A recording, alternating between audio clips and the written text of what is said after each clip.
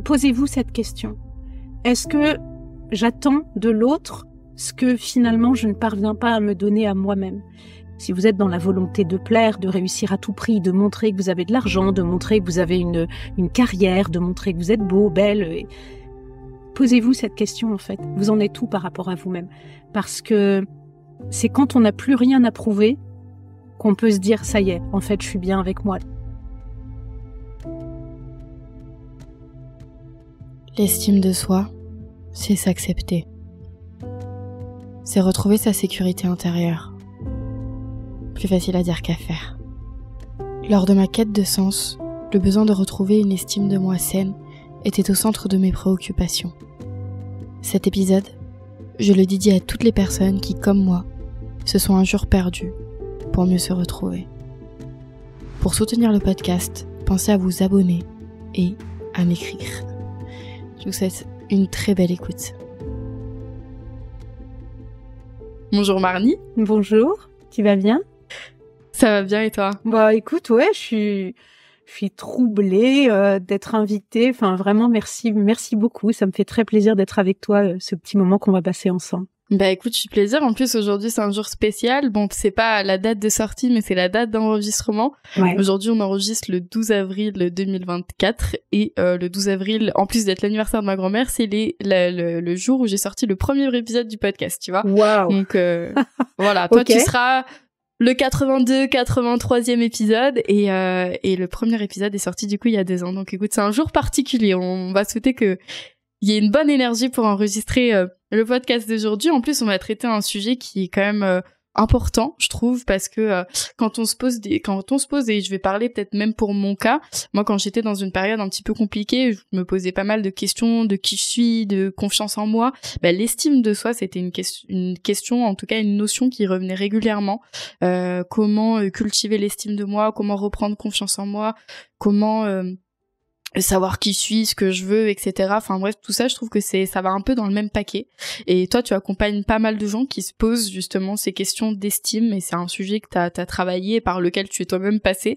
Donc écoute, je suis contente d'aborder cette notion avec toi. Et pour rentrer dans le vif du sujet, est-ce que tu peux te présenter et nous parler peut-être de l'estime de toi, ta relation peut-être dans un premier temps avec l'estime de toi? Ouais, ok. Alors, je faisais une parenthèse pour dire, je vais nous présenter parce que j'ai un petit toutou qui est à côté de moi. Mais il faut savoir qu'elle fait partie de ma vie et elle participe même au coaching. Elle entend les secrets de tous mes coachés. Donc, donc de temps en temps, on va la voir circuler dans l'écran et peut-être un peu papoter avec moi. Mais heureusement, pas beaucoup. Avec joie. Alors, j'ai parlé de mes coachés. Donc, je suis coach de vie. Je suis coach à orientation thérapeutique, c'est-à-dire que je fais à la fois tout ce qu'on fait traditionnellement dans le coaching, lever des croyances limitantes, poser des objectifs et puis mettre des plans d'action en place. Mais j'aime beaucoup aussi m'intéresser à ce qui a conduit la personne à où elle en est aujourd'hui. Et notamment quand on parle du défaut d'estime de soi, très souvent il y a des éléments dans l'enfance, dans l'adolescence ou même dans la vie d'adulte qui ont pu faire que l'estime de soi en a pris un coup, a été sérieusement atteinte. Et donc du coup, c'est devenu véritablement mon cœur de métier, quel que soit l'objectif de la personne, mais c'est devenu vraiment mon cœur de métier de permettre à la personne de se dire ok, ce que je fais, je vais le faire pour moi avant tout, et le faire pour soi, c'est jamais égoïste parce que quand on est bien avec soi-même, on est forcément bien avec les autres parce qu'on est beaucoup plus détendu, on a moins peur du jugement, on a moins peur que l'autre nous blesse. Et donc voilà, mon rapport à l'estime de soi en tant que coach, c'est ça, c'est, on va dire, vraiment mon cœur de métier. Comment je suis venue à ce métier? Tu me parles, est-ce que mon estime de moi a toujours été OK? Ouais, à titre personnel, quel est ton parcours sur ça? Alors, l'estime de moi, non, elle a pas toujours été OK. J'ai un parcours qui était d'abord un parcours véritablement une carrière dans l'industrie pharmaceutique quand j'étais assez jeune, donc on va dire la petite trentaine. Et puis par la suite, un parcours scénique puisque j'ai été comédienne et metteuse en scène professionnelle pendant 15 ans. Là où je pense que l'estime de moi, même si je savais pas du tout ce que ça voulait dire, existait, c'est que je me suis vraiment autorisée à suivre mes rêves, notamment le rêve d'être comédienne. Quand j'avais 14 ans, je relisais en boucle Cyrano de Bergerac, c'est un cliché, mais c'est tellement vrai. J'apprenais par cœur La tirade du nez, une autre je n'ai plus le nom, elle me revient pas, mais bon bref, peu importe. Et je chantais, je récitais dans ma chambre, enfin voilà, c'était. Mais j'avais un papa qui était banquier et quand j'ai fait part à mes parents du fait que je voulais être comédienne, voilà, autant te dire que ça n'a pas été très bien accueilli. Ouais. et donc oui. Même si je savais pas exactement ce que ça voulait dire que faire des choses pour soi, je l'ai fait. Après, voilà, j'ai un mari fabuleux qui m'a suivi également dans mes envies, mais je me suis autorisée à rejoindre cette carrière de comédienne pendant une 15aine d'années. Maintenant, ce qui me fait penser aujourd'hui véritablement que l'estime de soi n'était pas en place, c'est que il y avait les motivations pour lesquelles je faisais tout ça. Quand j'étais dans l'industrie pharmaceutique, c'était la motivation d'être une bonne vendeuse, de réussir, parce que il y avait ce que ça renvoyait comme image de moi. Et quand j'étais comédienne, il y a eu aussi, sur la fin, beaucoup moins, notamment avec la mise en scène, mais en tant que comédienne, oui, il y avait l'envie de se montrer, en fait, l'envie de briller, de jouer mieux qu'un autre. Enfin, c'était pas tellement une comparaison par rapport aux autres, mais en tout cas, l'envie de se faire voir. Et la mise en scène le fait de basculer tranquillement vers la mise en scène au fur et à mesure m'a montré que je me détachais de plus en plus de moi-même pour aller vers l'accompagnement. Parce que être metteur en scène, c'est véritablement accompagner un comédien avec son vécu personnel, notamment le perso. Quand on est comédien, il est en confrontation tout le temps. Quand on doit jouer une scène dramatique, on est dans un mood un peu particulier, ça vient complètement résonner. Et puis c'est aussi accompagner un personnage. Le personnage, il a sa vie et ça va résonner. Tu vas voir, puisque j'en ai même fait une méthode de coaching aujourd'hui, mais le personnage, il a sa vie, il a besoin d'avoir son avocat qui soit là pour toujours le défendre, qui soit là pour faire en sorte qu'on lui rende justice, même quand c'est un personnage de salopard ou de méchante et voilà, moi c'est ce qui m'a fait comprendre que au fur et à mesure, j'évoluais de plus en plus vers l'accompagnement et vers le détachement de moi. Non pas que je n'étais plus à ma place sur scène, j'ai fondamentalement aimé la scène, apporter du divertissement aux gens, enfin voilà, on valorise pas suffisamment ce que ça représente que le milieu du spectacle. C'est un cadeau magnifique que d'apporter du divertissement. Mais d'un seul coup, il m'apparaissait que je serais peut-être plus à ma place dans cette nouvelle carrière et donc j'ai repris des études vers la fin de la quarantaine, c'est ça. Et puis je suis coach maintenant depuis plusieurs années et tellement heureuse de pouvoir transmettre ça. Alors, il y a eu, on s'en était un peu parlé toutes les deux quand on a fait connaissance, mais il y a eu un événement intermédiaire qui a été un véritable effondrement personnel puisque après le décès de mon père, un test ADN parfaitement ludique m'a appris que mon père n'était pas mon père, mais c'est une autre histoire.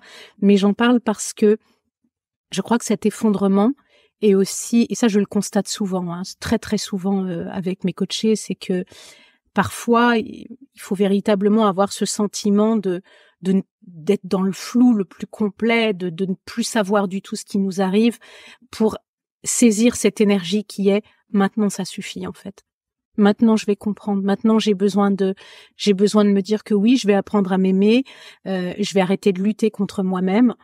Je vais profiter pleinement de cette vie, de moi, évidemment, mais aussi de ceux que j'aime, puisqu'il va sans dire que pour profiter de ceux qu'on aime et pour être là pour eux, il faut avant tout déjà être stable avec soi-même.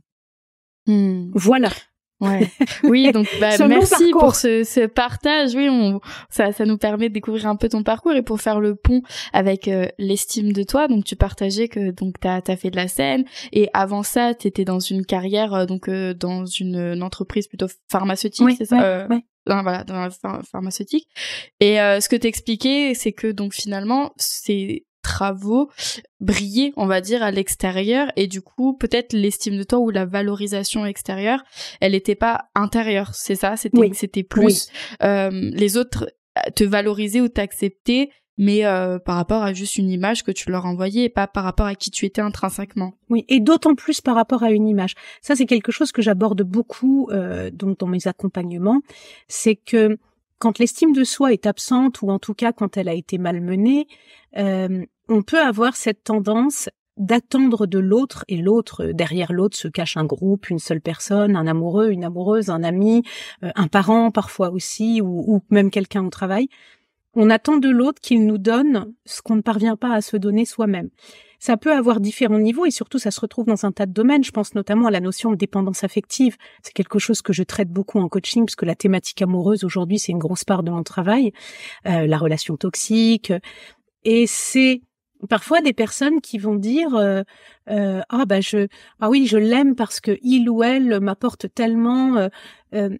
Mais finalement, se rendre compte que ça vient de l'extérieur et dans les extrêmes, ça peut donner des personnalités tout à fait narcissiques qui ont ce besoin en permanence de briller, qui sont d'ailleurs, j'ai pas honte de dire que moi aujourd'hui, je me reconnais dans cette personne que j'ai été quelque part, comédienne avec. Je faisais tout pour avoir un physique très attrayant, pour être et c'était une course désespérée à l'estime de l'autre. Parce que, à un moment donné, il apparaît peut-être plus facilement de convaincre les autres que de se convaincre soi-même. C'est terrifiant quand j'y pense avec le recul. Mais oui, la course effrénée.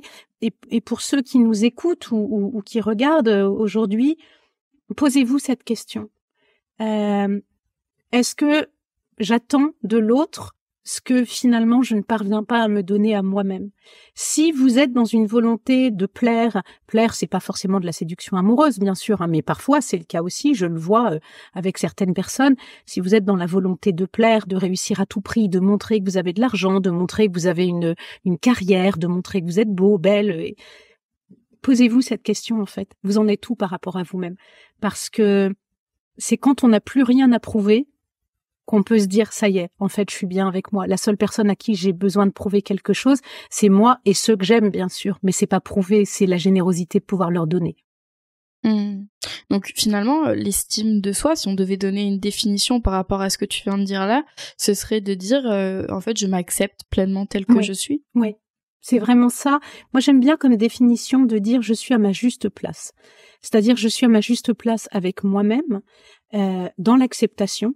Voilà, dans la sincérité, j'entends, je fais référence à quelque chose de très important qui est la notion de déni. Parfois, on préfère se mentir en se disant j'ai pas réussi ça, mais bon, forcément c'est de la faute de l'autre. Il y a un sujet que j'aime beaucoup, c'est une expression, je crois, qui nous vient de Thomas Danzambourg, le psychothérapeute, que comme beaucoup j'aime bien écouter ou regarder ses vidéos sur son compte Insta, et j'ai fait quelques-unes de ses formations, mais qui est la stacosite. La stacosite, c'est-à-dire qui consiste à dire c'est à cause des autres. Voilà, moi j'avais même fait un épisode de podcast dessus mais c'est vraiment ça, c'est-à-dire que ce comportement de déni qui est que il y a toujours quelque chose d'extérieur qui est responsable. Ça, évidemment, c'est pas de l'estime de soi. L'estime de soi, alors parfois, il y a des choses extérieures qui sont responsables, ça arrive, voilà. Je sais plus, t'es peut-être trop jeune pour ça, mais j'ai le film Forrest Gump qui m'arrive avec à un moment donné, c'est un classique. Voilà, c'est ça. Donc oui, ça arrive parfois. Mais c'est être à sa juste place en se disant, OK, là, j'ai déconné sur ce coup-là. C'est pas de l'autoflagellation, c'est de se dire c'est la vérité, j'ai déconné, voilà, comment je fais pour pas reproduire ça, pour me pardonner d'avoir fait cette erreur parce que ça arrive. Et puis de l'autre côté, c'est aussi se dire oh waouh, OK, donc en fait, j'ai fait ça, c'est cool. Tu vois, c'est ça la juste place. J'aime bien prendre la métaphore, et c'est pas complètement une métaphore puisque on parle beaucoup de l'enfant intérieur et l'estime de soi, le travail. Parmi les outils que j'utilise, il y a le travail de vraiment d'aller apaiser son enfant intérieur. Mais j'aime bien prendre la métaphore d'un enfant qu'on aurait devant nous. Je pense que si mes coachés écoutent cet épisode, ça va leur dire quelque chose parce que je le cite souvent. Mais tu imagines dans la rue, tu vois une maman avec son enfant. Enfin, c'est pas forcément une maman, mais peu importe.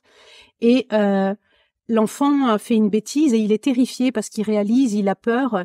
Et la maman se met à lui dire « Mais t'es complètement nul, mais tu te rends pas compte, mais qu'est-ce que t'as fait? Puis tais-toi, mais arrête de pleurer, mais t'es... » Et en fait, on va regarder ça, on va se dire « Mais non, en fait, tu fais pas ça, quoi. » le pauvre petit bonhomme ou la pauvre petite puce, elle va... Sauf qu'en fait, c'est ce qu'on fait la majorité du temps avec nous-mêmes, quoi. C'est-à-dire qu'on fait une erreur et au lieu de se parler avec respect, comme on devrait le faire avec un enfant, de dire « Bon, OK, t'as fait une bêtise. Et oui, il y aura peut-être des conséquences à ta bêtise, mais ça va, apaise-toi, tout va bien, c'est pas grave, ça se répare toujours. » Voilà, je crois que c'est vraiment ça, en fait. Ouais, donc ce que tu partages là, c'est des comportements qui ne sont pas de l'estime de soi. Oui. Et j'imagine que tu dois avoir aussi peut-être d'autres exemples à partager, mais finalement, c'est avoir de l'estime de soi, cultiver l'estime de soi, c'est être doux avec soi. Oui. Au-delà de s'accepter, c'est tout des comportements et des habitudes de relation avec soi, en fait. C'est de la relation avec soi. Être juste, accepter de voir la vérité, ne pas chercher à la maquiller, mais tout en étant aussi, comme tu le dis, c'est un très joli mot, être doux, voilà, c'est ça la justesse, mais finalement, on devrait, et je déteste le mot on devrait ou il faut, mais c'est de se dire qu'en fait, ça devrait être le fondement des relations humaines avec soi comme avec les autres. D'ailleurs, tu remarques, les personnes qui sont à l'aise dans leur estime d'elles-mêmes vont avoir cette tendance à ne pas juger l'autre hâtivement, à lui accorder le bénéfice du doute, à lui accorder le pardon quand il y a une erreur qui est commise. Alors évidemment, jusqu'à une certaine limite, parce que il s'agit pas non plus, il y a des personnes toxiques pour qui le pardon, ça n'est plus la solution. Mais cela dit, les condamner, c'est pas non plus la solution. Le mieux, c'est de passer son chemin et de passer à autre chose. C'est ça, en fait. Je crois que juste, tu vois, c'est le mot qui me vient en tête. Être juste avec soi et être juste avec les autres, ça va sans dire aussi. Ouais, et c'est pour ça que tu disais, c'est de voir aussi bien se dire quand on a fait quelque chose de bien, se dire là c'est cool ce que t'as fait, et quand on a fait une bêtise, qu'on a merdé, c'est le voir. En fait, c'est voir les deux côtés. Ouais.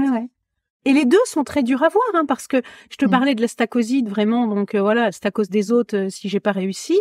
C'est dur de voir la vérité en face. On se surprend tous, mais vraiment, je suis en retard au rendez-vous. Non, mais désolé, c'est parce qu'en fait, il y avait une voiture sauf qu'en fait, non, j'avais qu'à juste partir 5 minutes plus tôt et anticiper. Mais voilà, c'est la stacosite, on fait tous de la stacosite tous les jours. Bon, après, je crois qu'aucun d'entre nous n'a une estime de lui absolument rayonnante. Enfin, si, il y en a, et puis voilà, mais on a le droit à l'erreur, encore une fois. Mais à l'inverse, combien d'entre nous sont véritablement capables de se féliciter pour quand on a réussi quelque chose? Et c'est aussi ça. Et je reprends la métaphore de l'enfant, mais parce qu'il y a aussi des parents, j'imagine, qui écoutent ton podcast, des jeunes parents. Ah oui. C'est aussi ça, finalement, la relation idéale à son enfant. C'est évidemment ne pas laisser passer des erreurs. Et ne pas laisser passer, ça veut pas dire nécessairement punir, mais c'est expliquer à l'enfant ce que c'est qu'une erreur, la dédramatiser, mais ne pas la contourner non plus, ne pas mentir, ne pas lui mentir. Mais c'est aussi quand l'enfant réussit quelque chose, même si c'est pas quelque chose d'extraordinaire, en fait, on peut tous se féliciter pour quelque chose au quotidien. Et c'est pas se vénérer. Enfin, il y a encore, et j'imagine que c'est pas le cas de tes auditeurs parce que tu as un podcast qui est très développé sur le développement personnel justement, mais il y a encore tellement de personnes pour qui, quand tu leur dis c'est bien de se féliciter, qu'assimilent ça au fait d'être auto-centré, alors qu'en fait pas du tout. C'est juste voir les choses. C'est ça. C'est commencer par soi la relation idéale que l'on peut avoir avec les autres. C'est-à-dire, tu veux avoir une relation saine avec les autres, tu veux être capable de féliciter celui ou celle que tu aimes, qu'il soit ton enfant, qu'il soit ton amoureux ou bref, quelqu'un de proche, ta meilleure amie. Tu le feras d'autant mieux si tu entretiens cette relation au quotidien avec toi-même. Ouais, d'ailleurs, j'aimerais te demander quelques exercices pour des indications pour nous aider justement à reprendre en estime de soi quand on a pu la perdre, ou voilà, quand on a peut-être pas d'estime de soi ou qu'on n'a pas conscience de cette notion. Mais juste avant, j'avais posé cette question de l'association qu'on fait souvent entre l'estime de soi et la confiance en soi, parce que souvent c'est deux choses qu'on met ensemble. Alors je sais qu'on en avait déjà parlé et que pour toi ça reste quand même deux choses différentes, mais voilà, j'aimerais bien avoir ton avis là-dessus par rapport à cette association qu'on peut faire entre confiance et estime. Alors, elles peuvent être liées, mais en effet, je les considère comme étant toutes les deux différentes. Et là, je vais revenir à la notion de juste place. C'est-à-dire que avoir confiance en soi dans la justesse, c'est-à-dire se faire confiance pour oser se lancer, parfois sur des choses qu'on connaît pas, mais de se dire, tiens, j'ai envie de relever tel défi, se faire confiance, suffisamment confiance pour aller parler à des personnes qui parfois nous impressionnent un peu. Je pense par exemple dans le cadre de la timidité ou des choses comme ça. Toute cette confiance-là, c'est se faire confiance pour pouvoir faire quelque chose. Là, ça peut être lié évidemment directement à l'estime de soi. Par contre, tu vois, je te citais l'exemple de la confiance en soi et là, je redis sans honte aujourd'hui avec le parcours que j'ai fait, mais je me revois il y a encore 20 ans de ça. J'avais très confiance en moi. En tout cas, c'est l'impression que je pouvais donner. Et je sais que tu vois forcément des personnes, et ceux qui nous écoutent voient aussi des personnes qui ont l'air d'être très sûres d'elles, qui parlent. Mais sauf qu'en fait, c'est tout sauf de l'estime de soi. C'est-à-dire que là, c'est de la projection, c'est de l'image, en fait. C'est-à-dire, c'est un rôle. Voilà. Je tiens le rôle de quelqu'un qui s'aime suffisamment pour aller vers les autres, sauf qu'en réalité, je m'aime tellement peu que j'attends des autres qu'ils me donnent cet amour. Voilà la traduction. Donc, tu vois, c'est en ce sens que il y a un moment où elles ne se rejoignent pas forcément toutes les deux et que je trouve que ce sont deux choses différentes. En revanche, je pense que si ton estime de toi est OK, à partir de là, la confiance en toi pour t'autoriser à relever certains défis, elle va couler de source. Ouais, très bien. Donc, ce que tu dis, c'est que on peut, en passant par l'estime de soi, on peut atteindre la confiance en soi. En revanche, tu mets peut-être un petit bémol sur passer par la confiance en soi pour l'estime de soi. Oui, c'est ça. C'est ça, et un bémol aussi dans la projection qu'on se fait de l'autre, parce que ça aussi, ça joue dans l'estime de soi. On a souvent tendance à se comparer. Et je pense notamment à des personnes timides, j'en ai en coaching, qui voient ces personnes justement très à l'aise et qui se disent « Oh, waouh, c'est quelqu'un, il a confiance en lui ou il a confiance en elle, moi j'aimerais tellement être comme ça. » Et voilà, c'est là où il est très intéressant d'aller redéfinir ce que c'est que la vraie confiance en soi. L'estime de soi, la confiance en soi, finalement, elles font pas de bruit.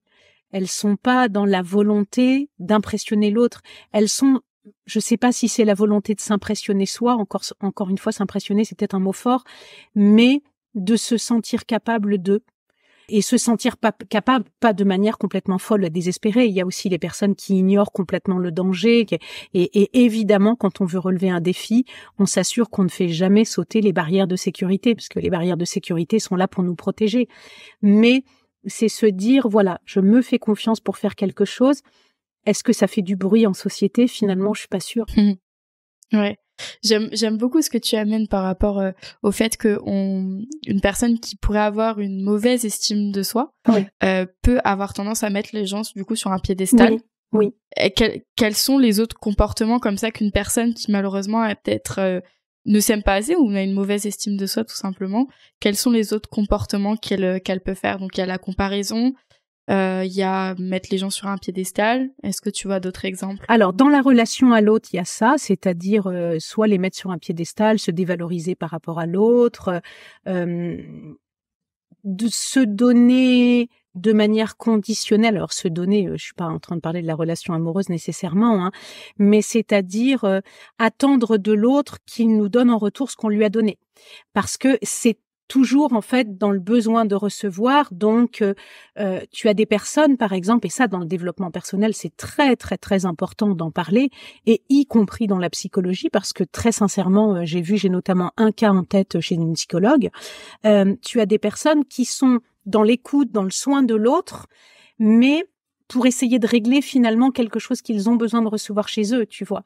Et c'est un puissant fond, parce que donner à l'autre, c'est une chose, et d'ailleurs, ce sont des personnes qui peuvent être particulièrement douées pour donner à l'autre, parce qu'il y a ce besoin désespéré de réparer ce qu'elles n'ont pas eu, tu vois. Et le hic, c'est qu'à un moment donné, il y a toujours un conditionnel, même si elles ne le veulent pas. Ça peut être des hommes ou des femmes qui sont très sincères, très gentils dans leur envie de donner, mais qui ne vont pas nécessairement comprendre qu'il n'y a pas le retour.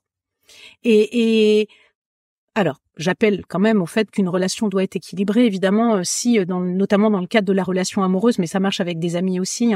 T'es toujours en train de donner à l'autre, t'es profondément généreuse avec la personne que tu aimes, et qu'en retour, t'as quelqu'un qui ne te donne jamais rien. Bon, là, c'est la relation qui est à mettre en question. Mais en revanche, voilà, c'est être capable d'avoir une générosité désintéressée. Ça, c'est l'estime de soi. Quand on s'interroge sur le fait ça nous met en colère de se dire, ah ouais, mais alors bon, bah voilà, forcément, lui ou elle, il est jamais là pour moi. Et puis, là, c'est se dire, en fait, pour quelle raison je suis en train de donner? Ça peut véritablement appeler, tu vois, sur l'estime de soi. Voilà dans la relation à l'autre. Et puis, bien évidemment, ça peut être la peur d'aller vers l'autre, la peur d'être blessé. Alors, c'est normal d'avoir peur d'être blessé. On peut l'être, hein. Mais là encore, quand l'estime de soi est OK, c'est se dire, au pire, je serai blessé et je souffrirai parce que ça fait partie de la vie, mais je m'en remettrai parce que je peux me faire confiance pour me dire que je me relèverai de ça. Voilà. Ouais, ce que j'aime beaucoup dans ce que tu apportes, c'est que finalement, la relation à l'autre par rapport à l'estime de soi, ça peut être un indicateur de où est-ce que je me situe. Ah oui, c'est un indicateur, et puis c'est très intéressant ce que tu dis là, c'est même à proprement parler un exercice qu'on peut faire. Tu me demandais des exemples d'exercices et on va voir, mais ne pas hésiter à se questionner. Alors, de toute façon, l'estime de soi, elle passe par la connaissance de soi, et notamment par toutes les fois où on a l'occasion de se questionner, de ne pas être passif dans ce qu'on est en train de vivre, mais véritablement d'être engagé dans sa vie. Ça, c'est la définition de l'estime de soi. Il n'y a pas d'estime de soi dans une vie passive. C'est complètement impossible, parce que dans une vie passive, il y a forcément justement cette notion de stacosite, c'est de la faute des autres. Enfin, tu vois, ça ne peut pas. Mais ce que tu dis, oui, c'est s'interroger sur, tiens, je suis en train de ressentir de la colère parce que Pauline ne m'a pas rappelé, et là, ok. Donc en fait, j'attends quoi exactement de cette personne? Ça et c'est simple comme exercice. C'est toujours bien d'avoir un petit carnet. Alors moi, j'étais une adepte du bullet journal pendant très longtemps. J'ai un peu levé le pied parce que j'ai plus le temps de le remplir.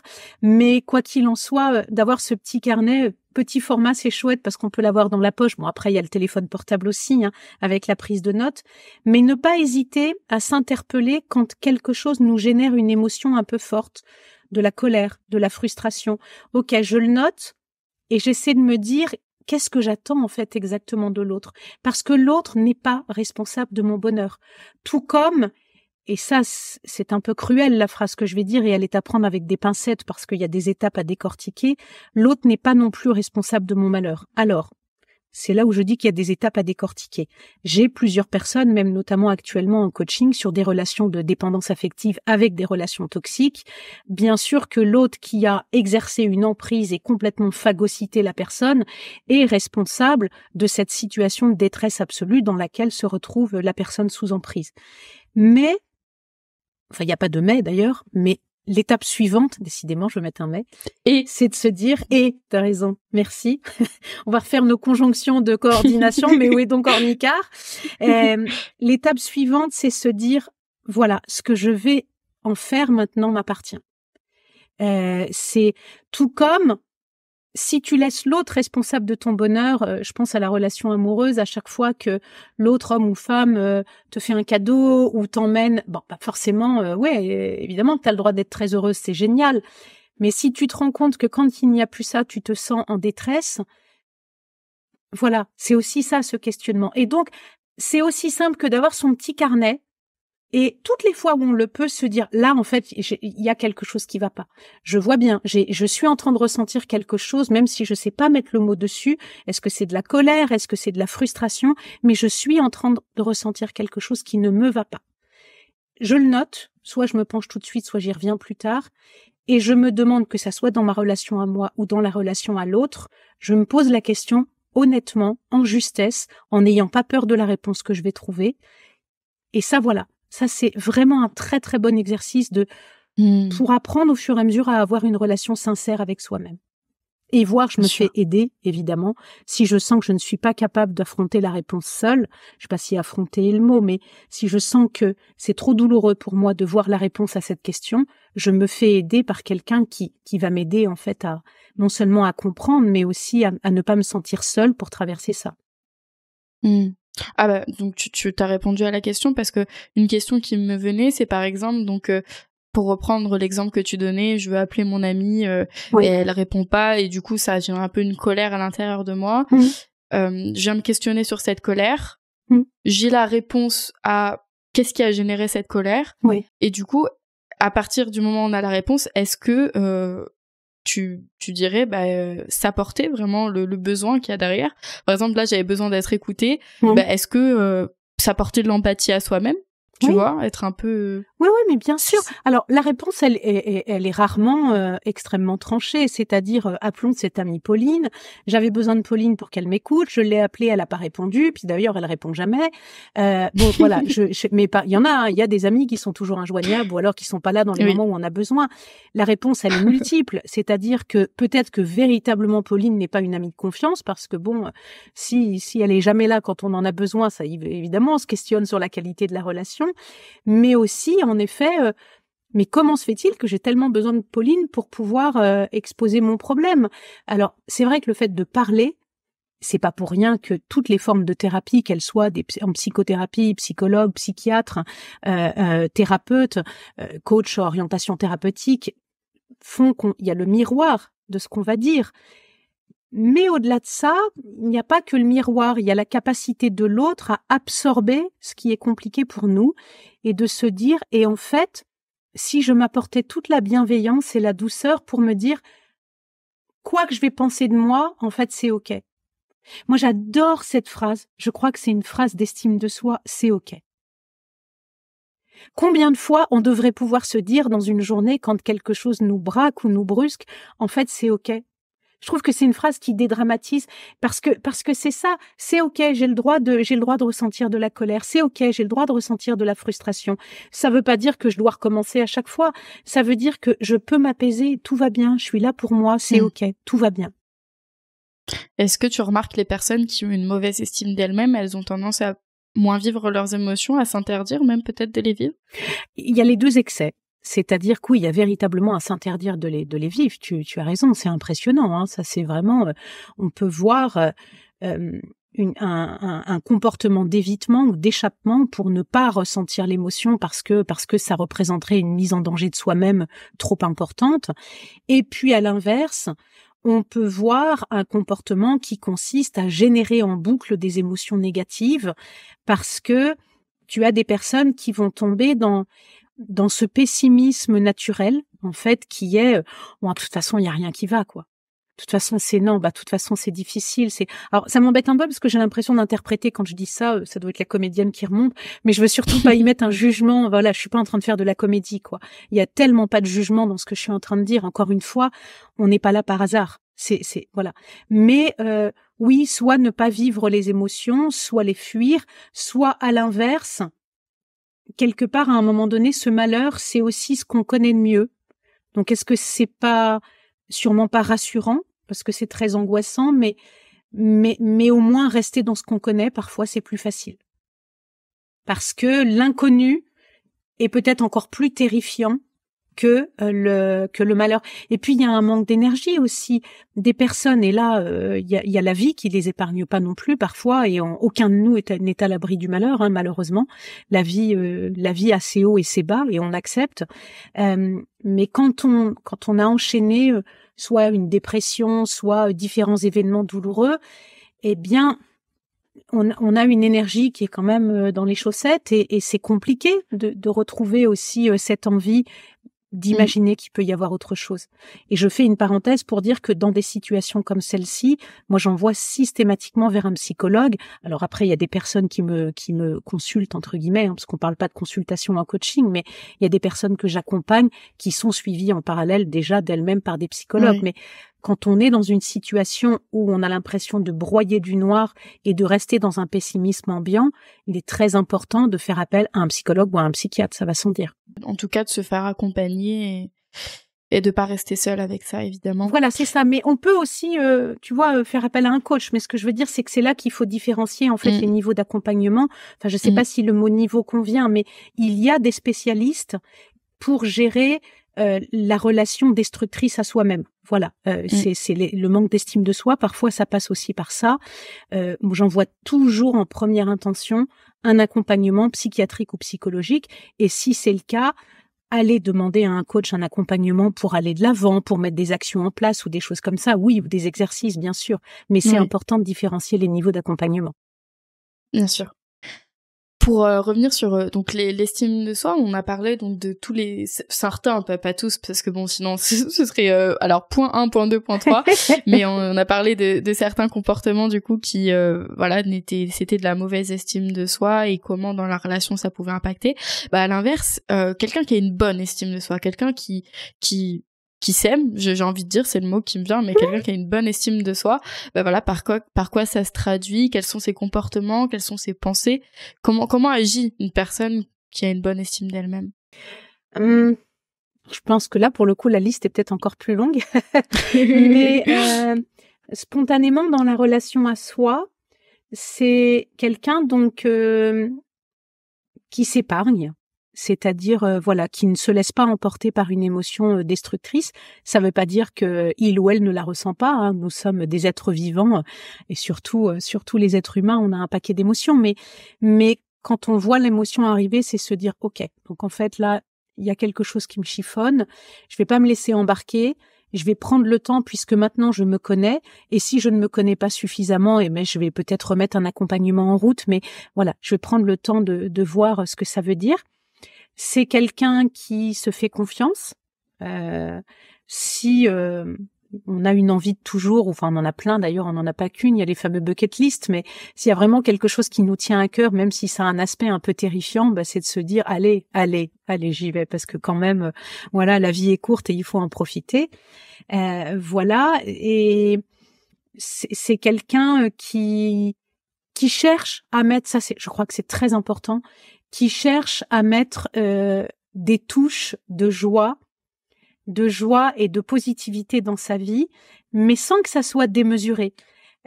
Moi, je sais qu'aujourd'hui, tiens, tu vois, je te cite un exemple, c'est incroyable, la tasse royaliste, ce que je ne suis pas du tout, mais la tasse de la reine Elisabeth, je peux pas te dire pourquoi, moi j'ai toujours une passion avec l'Angleterre, je suis pas royaliste du tout, hein. Mais t'imagines même pas le bonheur que ça me procure, mais quasiment tous les jours quand je me sers mon thé dans cette tasse, quoi. C'est alors que c'est le truc. Alors je vais pas te dire que je suis au pays de Mickey, faut peut-être pas exagérer, mais c'est, enfin voilà, c'est chercher à se dire, en fait, j'ai juste envie de revoir toutes ces petites choses de la vie qui font du bien, qui font plaisir, et sans aller chercher, tu vois, des émotions fortes, en fait. Parce que je crois pas que les émotions fortes soient celles qui nous font vivre. Justement, celles qui nous font vivre, c'est la somme de toutes ces petites émotions qui, au jour le jour, peuvent nous permettre de nous dire, je me sens bien, je me sens à ma place. Donc ça, c'est dans la relation à soi. Et puis dans la relation à l'autre, comme je te disais, c'est quelqu'un qui va être à l'aise avec ce qu'elle attend de l'autre ou justement ce qu'elle n'attend pas. Mais voilà, ce à quoi la relation peut ressembler, qui a envie à la fois de parler et d'écouter, parce qu'on a le droit de parler, on a le droit de parler de soi, c'est pas un vilain mot, c'est pas interdit, mais aussi on a envie de savoir ce qu'est l'autre, on a envie de partager, on a envie de créer quelque chose ensemble, en fait. Ouais. C'est ne pas mettre de pression aux autres. Ça, c'est pas toujours évident, hein. On a tous tendance, parfois, à être un peu impatient, à vouloir des choses très vite, mais d'accepter que l'autre est aussi un être, est aussi un être fait de doutes, de douleurs, et que, tu vois, il y a un exemple, je t'en ai parlé la première fois qu'on s'est rencontrés, mais il y a peut-être des entrepreneurs qui nous écoutent, et je suis sûre que oui, et qui font notamment le démarchage sur LinkedIn. Enfin, cet exemple que je t'ai raconté, mais je trouve qu'il est tellement parlant. Quelqu'un qui m'a démarché récemment pour quelque chose qui avait strictement rien à voir avec mon métier, et à qui je me suis quand même permis de poser la question, mais qu'est-ce qui vous fait penser que dans mon profil, et la personne me répond, oups, désolé, erreur de targetage. Et voilà, moi c'est OK. Voilà, je pense que mon estime de moi est OK. Je me suis pas sentie frustrée, vexée, mais ça m'a quand même rappelé qu'en fait, très souvent, dans notre relation à l'autre est une projection de ce qu'on désire, mais on oublie que l'autre, à la fin de sa journée, il ou elle est aussi crevé de sa journée. Il a peut-être les enfants qui sont malades, peut-être un parent qui est malade, ou même tout simplement une vie, quoi. Ouais, donc dans quelqu'un qui a une bonne estime de soi, finalement, dans la relation à soi, si on devait résumer en un mot, je dirais c'est une paix avec soi-même. Ouais. Être en paix et OK avec soi, pour reprendre ton expression, c'est OK. Ouais, c'est OK. Et dans la relation à l'autre, c'est une forme d'empathie, de compréhension, peut-être de non-jugement, d'acceptation. C'est ça, et de là encore de questionnement personnel. Quand tu parles d'acceptation, il me vient... Qu'est-ce qu'on fait de l'inacceptable? Parce que l'autre peut avoir une relation qui n'est absolument pas acceptable. Et dans ces cas-là, et ça c'est, je pense, moi j'ai le féminisme qui me vient en tête, et je suis en l'occurrence, d'ailleurs pour avoir été comédienne et pour en avoir vu des vertes et des pas mûres, moi j'ai eu la chance que ça n'aille pas on n'est pas loin de l'agression sexuelle, mais bon voilà, en tout cas j'ai pas eu la souffrance de certaines comédiennes. Bien sûr que ça n'est pas acceptable, et moi, je sais que la féministe dans l'esprit que je suis a souvent envie de se battre, et d'ailleurs, quand je le peux, si je peux contribuer, je le fais. Maintenant, attention justement quand on se bat contre les monstres, à savoir comment on dispense son énergie, parce que parfois, évidemment, ne pas accepter l'inacceptable, mais en coaching, il y a une notion, je suis contente de pouvoir en parler ici, qu'on appelle la zone d'influence et la zone de contrainte. Soit on est en zone d'influence et on a une réelle possibilité de faire changer les choses. Et dans ces moments-là, bien sûr que c'est important de ne pas accepter, justement, et de s'engager pour faire changer les choses. En revanche, quand on est en zone de contrainte, alors c'est rarement le cas dans le féminisme, hein, mais il y a des causes pour lesquelles, même des causes personnelles, hein, pour lesquelles on est en zone de contrainte. Et là, l'estime de soi, c'est accepter de lâcher prise. Et c'est peut-être la chose la plus dure. Parfois, on veut pas que l'autre gagne. On veut pas que l'autre l'emporte alors que l'autre nous a commis un tort ou a commis un tort à la société. Et on veut avoir ce combat intérieur qui est de dire non, moi je suis plus forte que ça. Sauf qu'en fait, ça, c'est pas de l'estime de soi. Ça, au contraire, c'est destructeur. C'est se détruire soi-même pour une cause qui, de toute façon, est perdue d'avance quand elle est perdue d'avance. Hein. Je fais bien la distinction. En zone de contrainte, on lâche prise. Et ça, c'est difficile. Ça, c'est très, très, très difficile. T'as un exemple de situation j'ai un exemple de personnel. On parlait de LinkedIn tout à l'heure. En tant qu'entrepreneur, et les entrepreneurs qui nous écoutent, je pense qu'on se reconnaît tous dans cette phase-là. Il y a eu le début de mon activité où j'avais pas de clients. C'était très compliqué. Je savais pas du tout où aller les chercher. Puis bon, les réseaux sociaux, je me suis dit, allez, tiens, pourquoi pas LinkedIn? Et il y a une influenceuse LinkedIn qui connaît beaucoup de monde à qui j'ai demandé conseil pour me faire accompagner. Bon, elle m'a dit, moi, j'accompagne plus.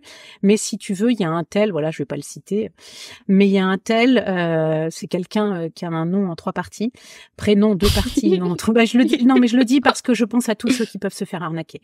Et elle m'a dit qu'il était fantastique, voilà, et j'ai payé un coaching avec ce garçon-là pour pouvoir me faire connaître sur LinkedIn. Et malheureusement, très rapidement, je m'aperçois, mais très très rapidement, déjà, la première séance est pénible. J'ai affaire à quelqu'un qui se regarde le nombril, qui est dans tout sauf dans l'accompagnement, qui tient des propos sexistes, homophobes, enfin tout ce qui me hérisse. Donc déjà, c'est un peu compliqué pour moi à écouter. Et puis surtout, très rapidement, je me rends compte qu'il va rien m'apporter du tout. Et le hic, c'est que j'ai payé. Et donc, j'essaie de négocier avec lui un remboursement. Après tout, moi, je veux bien être honnête, j'ai négocié au bout de la 3e ou 4e séance, donc pas complet, c'est OK. Hein. Après tout, il a entre guillemets bossé. Je respecte, mais par contre, une certaine somme. Et voilà, ce garçon m'a promis le remboursement, c'était, je crois, il y a plus de 3 ans. Je ne l'ai toujours pas à ce jour et je l'aurai jamais, évidemment, parce que, en fait, c'est passé par toutes les excuses. Ah ouais, mais non, parce que là, en fait, j'ai pas trop d'argent en ce moment. Et puis, ah non, puis alors aussi, essayer de me faire culpabiliser. Non, mais c'est toi qui sais pas utiliser les conseils que je t'ai donnés. Alors, entre nous, il y avait même pas de conseils. Et oui, une précision, c'est que ce que j'ai découvert, c'est que les conseils en question, les quelques qu'il m'avait donnés, il les donnait gratuitement dans une masterclass que cette fameuse influenceuse donnait à des... Donc voilà, moi j'avais payé en gros 1 400 €, je peux dire le montant, hein, pour des conseils qu'il donnait gratuitement à d'autres. Enfin bref, c'est quelqu'un qui était pas pro et qui, je pense, n'était pas quelqu'un de bien. Ça a été extrêmement compliqué d'arrêter de me battre pour récupérer cet argent. Parce qu'en fait, il y avait tout, il y avait le sentiment d'injustice, il y avait et puis ouais, il y a de l'ego. À un moment donné, il y a se dire c'est excuse-moi le terme, hein, mais t'es un connard et en fait, je vais être pire que toi et tu vas voir, je vais te faire baver, je vais prendre un avocat, et c'est une amie qui est coach d'ailleurs qui m'a dit, tu es consciente qu'en fait, oui, peut-être qu'il faut lui faire un procès, peut-être que dans des conditions comme ça, tu récupéreras l'argent, mais dans combien de temps, dans 7 ans? Tu es consciente qu'il faut lâcher l'affaire. Et là, arrêter de se battre, c'est... Par contre, le jour où j'ai arrêté de me battre d'un seul coup, je me suis dit, OK, tout ce que j'ai perdu, c'est de l'argent, c'est beaucoup, parce que je considère que 1 400 €, c'est une très grosse somme. Mais, voilà, pour plein de gens, puis, même pour moi, je trouve ça, mais perdre 1 400 €, c'est ridicule. Aujourd'hui, j'ai ma clientèle. D'ailleurs, ça s'est pas fait par LinkedIn. Moi, en l'occurrence, ça s'est fait par le référencement Google. Mais c'est vrai que les 1 400 €, ils représentent moins d'importance. Mais voilà, j'ai perdu de l'argent, mais au moins, finalement, en lâchant l'affaire, j'ai arrêté de perdre ma dignité. Et puis, même au-delà de la dignité, surtout, j'ai retrouvé ma santé mentale parce que mener des combats dans une zone de contrainte, ça veut dire ne plus dormir la nuit, ça veut dire se torturer, se demander comment. Et c'est dur de lâcher. Par contre, une fois qu'on l'a fait, c'est...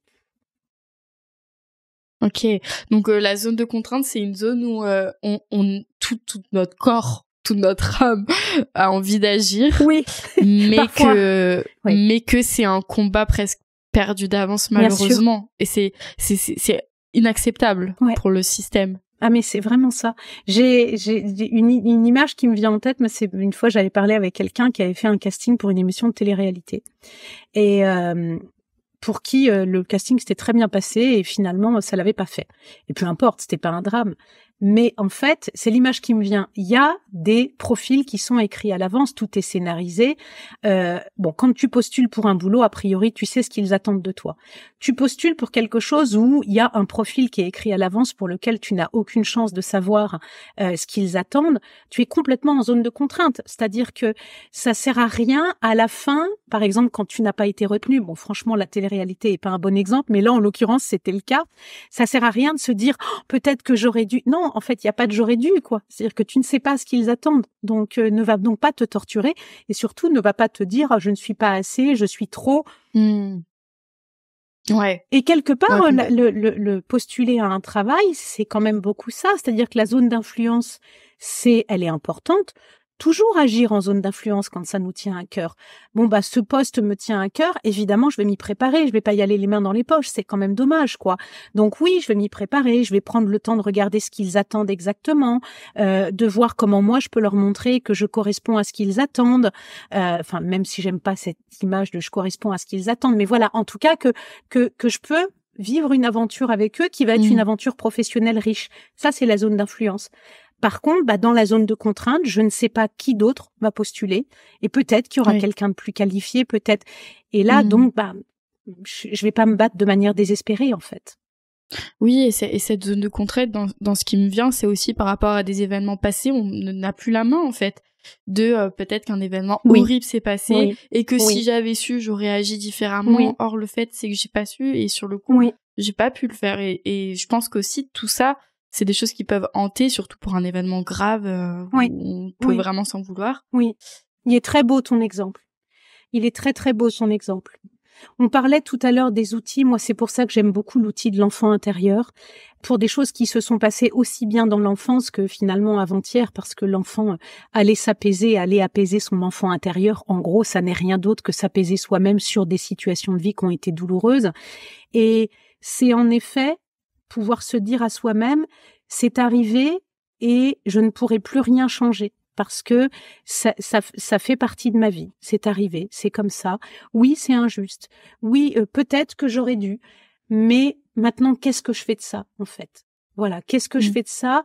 Qu'est-ce que je m'apporte à moi pour me dire, ma vie ne va pas se résumer à cet événement? Parce qu'elle peut se renouveler, parce qu'elle peut. Alors là encore, j'insiste sur le fait que parfois un accompagnement psychologique est nécessaire, enfin, avec un psychologue ou un psychiatre. Je pense notamment à des événements extrêmement traumatiques, mais c'est ça en fait le lâcher prise. La zone de contrainte, ton image, elle est très très belle. Oui, ce qui nous est arrivé dans le passé, on est en zone de contrainte totale. On ne peut pas réécrire l'histoire.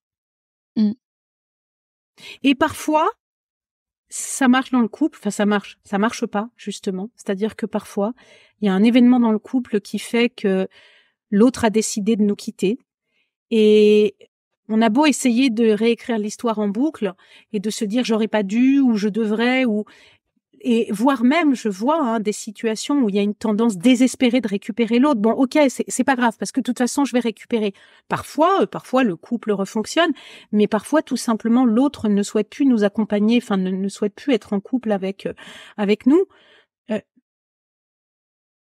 C'est ça la zone de contrainte. On n'influe jamais sur ce que sont les autres.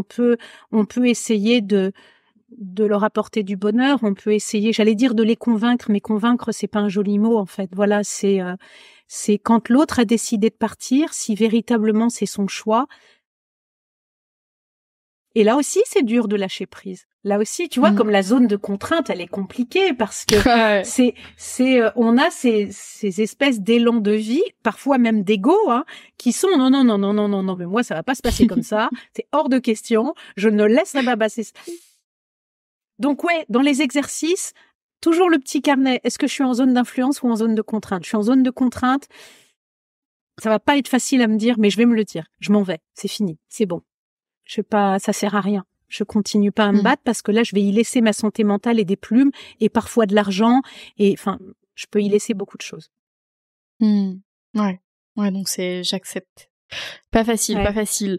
La zone de contrainte, là, je pense que Personne ne l'aime. ça vient vraiment piquer juste là où il faut, quoi. Personne ne Super l'aime, mais intéressant. alors une fois que tu apprends à la reconnaître, c'est génial. Hein. Là, pour le coup, c'est hallucinant comme on apprend en fait à s'apaiser.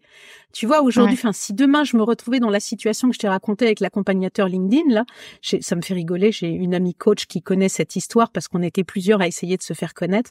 Elle l'appelle Jean-Michel LinkedIn. Elle me fait rire. Donc, si demain je re-rencontrais Jean-Michel LinkedIn qui me prenait de l'argent, bon là, je pense que je suis un peu échaudée, ça va pas arriver, mais ce que je veux dire, c'est que, ouais, je pense très franchement que je serais capable de dire, allez, c'est bon. Voilà. J'ai fait une erreur. C'est tout. C'est comme ça. Oui, J'aurais c'est pas pas dû choisir t'infliger celui-là. toute la contrainte, en fait, de pendant 6 mois être en boucle sur ça, alors que le résultat sera le même, c'est qu'à un moment donné, faudra lâcher. Oui. Mais par contre, je te dis pas ce que tu auras laissé de toi-même. Hein. C'est là aussi. Qu'est-ce que je laisse de moi dans ce combat qui est vain? C'est terrible. Là, on parle de Jean-Michel LinkedIn qui m'a pris 1400 balles. Bon, c'est beaucoup d'argent et ça me saoule, mais je veux dire, voilà, ma vie ne s'est pas arrêtée de tourner. Parfois, il y a des combats dans la zone de contrainte où les personnes y laissent leur santé véritablement. Enfin, on voit des personnes qui perdent le sommeil, maigrir terriblement ou à l'inverse beaucoup grossir, mais en tout cas avoir même des changements physiques terribles, entraîner leurs proches dans leur chute parce que on peut laisser beaucoup de sa peau, énormément de sa peau. Et ça, voilà, on parlait justement du défaut d'estime de soi, c'est là. C'est quand l'ego a décidé qu'il serait plus fort que tout et qu'il ne lâcherait pas l'affaire. Tu vois, comme quoi, encore une fois, l'ego, quand il est un peu trop, il se manifeste trop, c'est que ça peut apparaître de la confiance en soi. Tu vois quelqu'un qui te dit, attends, mais moi, je vais te dire, je vais prendre un avocat, l'autre, mais t'inquiète, l'argent, il va le rendre. Hein. Ça, il y a pas de souci. Tu te dis, ça, c'est quelqu'un, a la confiance en elle. Waouh. Moi, j'aimerais bien être comme ça. Alors, si véritablement, il y a la possibilité d'obtenir gain de cause, bon, bah, grand bien en face de se battre. Ben, c'est la zone d'influence, du coup. Voilà. Mais si c'est quelqu'un qui est en zone de contrainte, bah... Ouais. Et il y a une notion qui pour clôturer sur ces notions et te demander quelques exercices ou protocoles que tu aurais à nous partager pour justement relever cette estime de soi. Moi, il y a la notion de pardon aussi qui me vient quand on est dans cette zone de contrainte, peut-être se pardonner. Hein. Ouais. Aussi.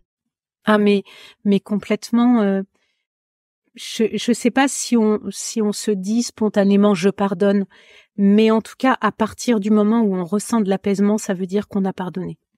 Qu'on a pardonné à soi avant tout, parce que le plus dur finalement c'est le pardon à soi. Tu vois, je reprends l'exemple que je te racontais dans cette histoire. Est-ce que c'était très important que je pardonne à ce monsieur? La question n'est pas de savoir si je vais pardonner ou pas. Par contre, de me pardonner à moi, d'avoir fait l'erreur, d'avoir donné l'argent. Je reviens en boucle sur cette histoire, mais je trouve parce que l'exemple pardonner à soi. Et puis quand c'est quelqu'un qu'on aime, et je pense alors là à une relation toute particulière que je vois beaucoup en coaching, que la relation aux parents. On sait à quel point nos parents peuvent nous faire du bien, comme malheureusement pas toujours du bien non plus. Je rencontre beaucoup de personnes qui ont eu des enfances compliquées. Le pardon, c'est pas se dire voilà juste comme ça gratuitement, je pardonne mon père, je pardonne ma mère et puis tout va bien. C'est pas ça. C'est en tout cas se revoir les parents pour ce qu'ils ont été. C'était un être humain comme un autre, avec ses failles, c'est revoir l'autre. Tu vois, on parlait de la relation à l'autre dans l'estime de soi. C'est ça, c'est d'accepter de voir l'autre pour ce qu'il est, c'est-à-dire quelqu'un, lui ou elle aussi, avec des failles. Et par conséquent, est-ce que je dois lui accorder mon pardon? Je sais pas, en fait. Moi, je l'ai pas la réponse. Mais m'apaiser sur le fait que je peux passer à autre chose. Ouais. Et ça, dans la relation des parents, je trouve que c'est important parce que pour moi, l'estime de soi, on parlait de l'enfant intérieur, du travail qui consiste à apaiser l'enfant qui existe encore en nous.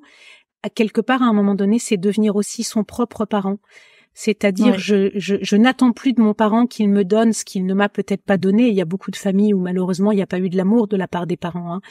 Et une fois qu'on est devenu un adulte, c'est typiquement ce que tu disais, c'est un passé qui ne se répare pas. Il n'y a pas eu. Et qu'est-ce que je fais de ça maintenant? Et pardonner l'autre, c'est ne plus attendre désespérément ce qu'on attendait de l'autre. C'est accepter de passer son chemin. On fait ce qu'on veut de la relation avec l'autre. Bien souvent, d'ailleurs, ça donne naissance à des très jolies relations, le pardon. Mais on peut aussi faire le choix de ne plus jamais voir l'autre. mais on accepte l'idée que voilà, ça ne se réparera pas. Ouais. Et par rapport à ce que tu partages, le fait de se parentaliser d'une certaine manière aussi à un moment donné, ça peut faire partie des outils pour cultiver cette estime de soi. Oui, vraiment. Alors là, je pense à la notion d'enfant intérieur. Je sais, on en avait parlé toutes les deux, que c'est une notion qui t'intéresse beaucoup. Enfin, de toute façon, dans le développement personnel, dans la psychologie, aujourd'hui, on en parle beaucoup à juste titre. C'est en effet essayer de voir une situation de soi, en fait, où on a été dans la souffrance. Ça, c'est un exercice qui peut être très, très, très intéressant à faire. C'est se revoir dans une situation de souffrance et s'imaginer qu'on va se parler à soi. Et alors ça peut être quand on était petit garçon ou petite fille, ça peut être une situation qui date d'il y a 2 ans où on a vécu quelque chose de douloureux et ça consiste à retourner se voir soi-même et se dire, écoute, c'est ok parce qu'en fait, maintenant, je suis là. C'est réparer. Encore une fois, on ne change pas ce qui s'est passé. Si on prend l'exemple du petit garçon ou de la petite fille, tu retournes voir la petite fille que tu as été. Si, par exemple, les parents n'étaient pas suffisamment présents, tu ne pourras pas réparer le fait que les parents n'étaient pas présents. Mais avoir cette démarche envers toi-même, c'est une démarche un peu onirique, bien sûr, parce que bien sûr que dans la pratique, on pourra jamais aller rencontrer celle qu'on était, à moins de Retour vers le futur. Mais décidément, je cite des films qui ne sont pas de ta génération. Mais je connais très bien, j'adore Retour vers le futur. Qui ne connaît pas Retour vers le futur? Voilà, ce serait marrant de pouvoir aller parler à ses parents. En fait, ce serait très gênant, surtout, je crois, très gênant.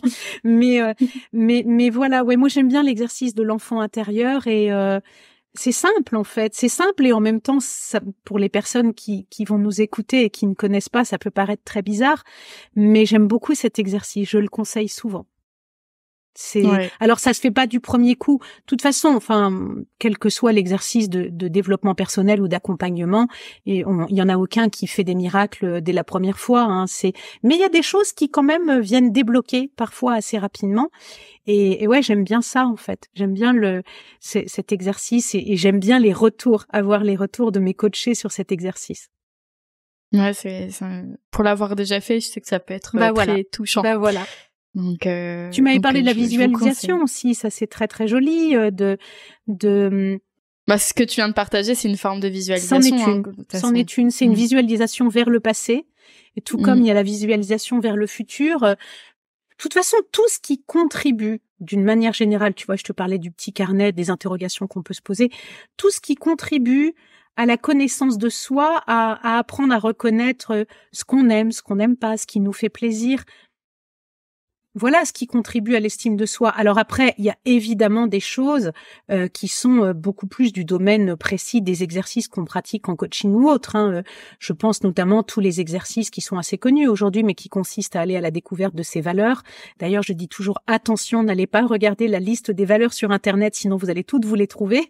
Non pas qu'une valeur soit une qualité, mais voilà, c'est voilà un exercice qui consiste à essayer de faire le point sur les objectifs qu'on se pose. Est-ce que je suis bien en train de me poser l'objectif parce que ça me plaît ou parce que mon entourage m'a dit « Oh tiens, tu devrais faire ça, ça t'irait bien » ou je le fais pour quelqu'un d'autre, voilà. Après, en coaching, évidemment, on utilise la PNL, on utilise tout ce qui va générer les prises de conscience, tout ce qui va, notamment dans les prises de conscience, permettre de voir qu'une croyance, parfois, va nous bloquer là où en fait il y a aucune raison d'être bloqué. Puis moi il y a 2 exercices que j'ai développés, enfin il y en a un, c'est pas spécifiquement un exercice. Il y a 2 choses que j'ai développées qui sont issues du spectacle vivant. Il y en a un, donc je te disais la vie du personnage, on en revient au personnage. C'est une technique dans laquelle j'invite mes coachés en fait à pouvoir prendre un pas de recul et se voyant comme étant le personnage de l'histoire. Et par conséquent, c'est toujours plus facile quand on a ce pas de recul. C'est fou comme on est capable de juger les autres. Et alors juger, c'est surtout pas le joli mot, mais d'avoir un aperçu, un regard. Voilà, d'avoir ce regard, ce pas de recul. C'est vraiment ça en fait, de s'imaginer un peu comme étant dans l'écran de cinéma ou sur scène, peu importe, ou dans la rue même. Voilà. Le psychodrame, alors là, c'est plus. D'ailleurs, psychodrame, c'est un exercice de psychologie à part entière. Là, c'est plus dans le cadre d'exercices de théâtre que je vais faire sur des ateliers théâtre plutôt, où on vient utiliser le théâtre pour réinterpréter la scène comme si on était un personnage, pour revivre en fait cette situation qui nous est inconfortable. J'insiste sur le mot inconfortable. Je n'accompagne évidemment pas des personnes dans le cadre de traumatismes graves, puisque je redis, hein, là, c'est pas le psychodrame, on en passe par une psychothérapie d'abord. Voilà. Et puis, ce que j'aime bien également, c'est l'alter ego. Je l'associe au théâtre parce que l'alter ego, c'est parfois une forme beaucoup plus théâtralisée de nous-mêmes, mais c'est aller imaginer ce personnage qui oserait faire ce que soi-même on va pas oser faire. Et à ce titre, tu le sais parce que je t'en ai parlé du documentaire Alter Ego que j'ai fait sur un jeune homme que j'aime beaucoup et sur son alter ego drag queen.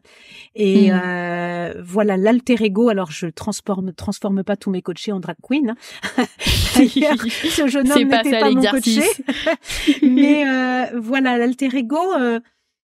Il n'y a pas besoin d'aller se déguiser nécessairement.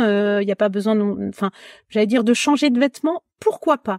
Il m'arrive quand je fais travailler l'alter ego d'avoir des coachés qui ont peut-être envie d'adopter une tenue vestimentaire un peu différente, de changer un parfum, d'avoir ce petit objet ou ce petit truc qui fait, ok, dans cette personnalité-là, je vais m'autoriser à être quelqu'un d'autre.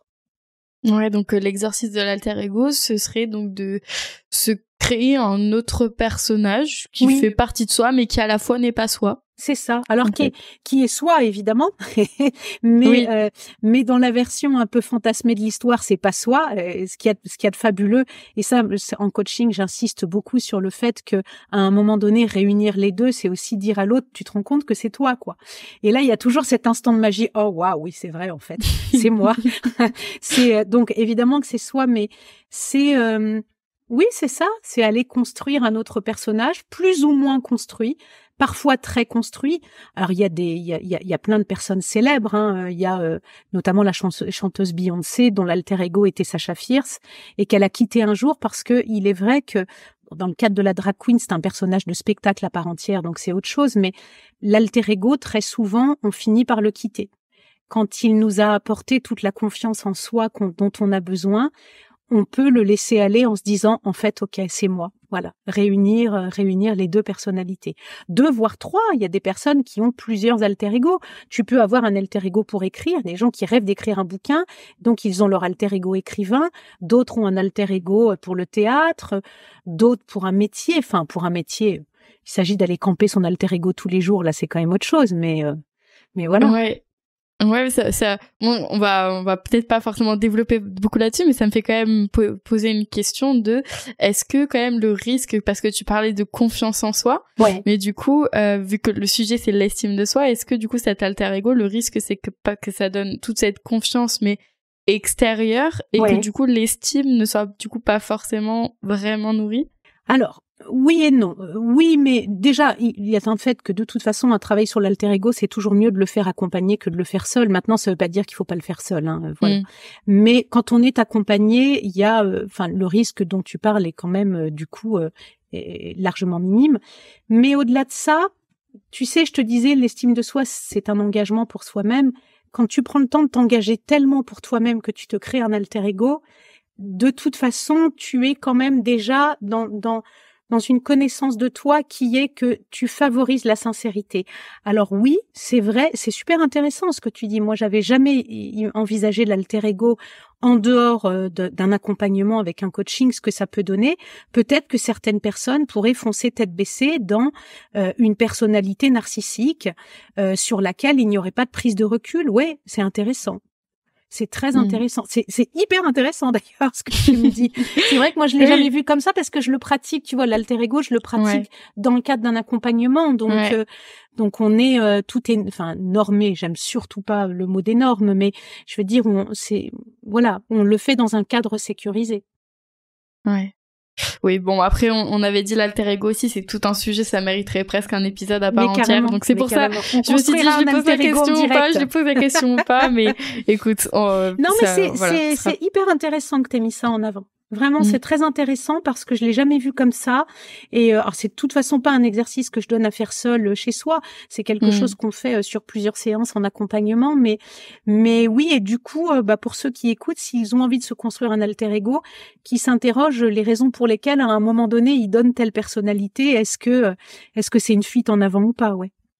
Ouais, et s'ils veulent le faire, peut-être de le faire plus accompagné pour que ce soit bien structuré, sûr, on va dire. Après, voilà, il y a l'alter ego n'est qu'un outil parmi tant d'autres. On n'est pas obligé de l'utiliser pour prendre confiance en soi. Bien sûr. Bon, on va clôturer cet épisode. Pour ça, j'ai deux épisodes. J'ai deux questions que j'utilise. Okay. La première, c'est de te demander si tu as des ressources peut-être à nous partager, à savoir des livres ou des documentaires en lien de préférence avec l'estime de soi que tu aimerais nous partager. Alors, des livres, il y en a tellement et je crois qu'on lit à peu près tous les mêmes. Enfin, moi, je crois pas en avoir un qui sorte du lot. En tout cas, pas qui me vient comme ça. J'ai honte, j'aurais dû préparer en plus avec les questions que tu poses à la fin, mais j'ai pas préparé. C'est pas grave. J'ai un documentaire qui me vient en tête et qui est peut-être le pire. Ça, c'est terrible. Je vais donner le stéréotype du coach américain, qui est Tony Robbins dans le documentaire I'm Not Your Guru. Mais parce que j'ai une toute petite partie de ce documentaire qui me vient en tête et que je trouve assez jolie.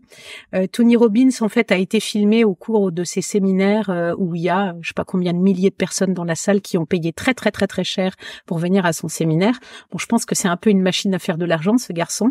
Mais cela dit, il a des propos parfois que je trouve intéressants. Et il y a un moment, en fait, où il fait intervenir des gens dans la salle. Hein. Il les fait intervenir pour leur demander quelle a été leur histoire, pourquoi c'est douloureux, tout ça. Et il y a quelqu'un qui raconte une histoire absolument atroce. Voilà, je veux pas spoiler, mais enfin dire qu'elle a eu une vie difficile, cette jeune femme, je crois qu'on est au summum de ce que peut être la difficulté de vie. Et il lui explique qu'en gros, ce serait, enfin, quelque part, son parcours, c'est un cadeau de vie. C'est évidemment un cadeau de vie à prendre avec des pincettes, mais il le dit bien mieux que je suis en train de le dire là. C'est de se dire, puisque tu as survécu à ça, oui, je crois fondamentalement aux personnes quand elles se relèvent qui ont un vrai témoignage à apporter à la vie. Ouais. Vraiment. Moi, ça m'a beaucoup touchée, en tout cas, cette notion-là. Et parfois aussi, c'est un leitmotiv pour se relever. C'est de se dire, j'ai eu une vie qui est différente de celle des autres. Pourquoi moi ? Pourquoi moi ? C'est beaucoup de personnes se posent cette question-là. Mais finalement, qu'est-ce que je fais de ça maintenant ? Et puisque je suis un survivant ou une survivante de la vie, une fois que je me suis réparée, j'ai peut-être envie d'en témoigner. Ouais, ça, je trouve ça hyper intéressant. Ok, ouais, de le voir comme une initiation et un enseignement qu'on peut être en capacité de transmettre. Oui, je sais pas si c'est un enseignement, mais un témoignage de vie, voilà, tout simplement. On aime les témoignages de vie. Les témoignages de vie nous font rêver, ils nous apportent de l'espoir. Et malheureusement, il n'y a pas toujours de l'espoir. Hein. Très souvent, ça se termine mal. Mais quand ça se termine bien, qu'il y a eu le bon accompagnement, je trouve ça joli, en fait. Donc voilà, c'est ce qui me vient en tête. C'est terrifiant. J'ai cité du Tony Robbins, mais bon. Non, mais écoute, moi, c'est ce que j'aime bien. Du coup, j'essaye de pas trop envoyer ces questions-là, justement, pour avoir la spontanéité de l'instant de ce qui vient. Mais clairement, mais j'ai honte. Et écoute, bouquins. Et je te parlais de Thomas Danzambourg tout à l'heure. Moi, j'aime bien regarder sa chaîne YouTube, ses bouquins, ses formations, tout ça. Je trouve ça très réjouissant. Ouais, très chouette. Bah, écoute, trop top. En plus, tu parles de témoignages de vie. Écoute, là, on est sur la fin de l'épisode, donc du coup, ce sera vraiment les vrais des vrais auditeurs qui écouteront ça parce qu'ils sont allés jusqu'au bout. Mais dans la suite là du podcast de ce qui va arriver, il y a un peu des témoignages maintenant de personnes au-delà des situations explicatives, de démystifier une notion et de venir parler dessus. Là, ça c'est chouette. Génial. Il y a un peu des personnes qui vont venir raconter leur vie derrière le micro, de leur parcours spirituel. Voilà, entre autres. Ouais, mais c'est hyper intéressant, On adore se nourrir des témoignages des autres et c'est de l'espoir, c'est de la joie de vivre. Ça nous rappelle qu'on n'est pas seul avec nos histoires et c'est chouette. Ouais, bon bah à toutes les personnes qui sont arrivées jusqu'ici, je vous invite à écrire, à laisser un petit commentaire ou voilà, à venir m'écrire un message privé comme ça. On essaiera de vous remettre une médaille. On va faire ce qu'il faut pour vous récompenser. C'est ça. Bon, ma dernière question, Marnie, que j'utilise pour clôturer mes épisodes, c'est de te demander pour toi, qu'est-ce que c'est qu'une terre qui est happy? Ah, qu'est-ce que c'est une terre qui est happy? J'adore le nom de ton podcast. C'est une terre qui se respecte. Voilà. où ses habitants, alors les animaux d'une manière générale ont une tendance naturelle au respect et à l'équilibre. C'est une terre où on se pose des questions avant d'agir, où on se demande si ce qu'on fait aura un impact sur l'autre. Un impact positif, tant mieux. Un impact négatif, on fait pas. Voilà, point. Que ça soit envers les êtres humains, les animaux, la planète. Voilà. Super. Merci beaucoup pour cette heure passée ensemble. C'était très chouette. C'était très, très chouette. Je te remercie beaucoup. Et je sais qu'en plus, on va continuer comme d'habitude hors micro parce que j'ai l'impression que toutes les deux, on pourrait refaire le monde pendant des heures. Non, mais c'est chouette. Merci d'être qui tu es. Vraiment, merci. Yes. Merci à toi. Merci à toi, Marnie. À bientôt. Une très belle journée. Merci à tous les auditeurs qui sont arrivés jusqu'au bout. Merci. Au revoir. Au revoir.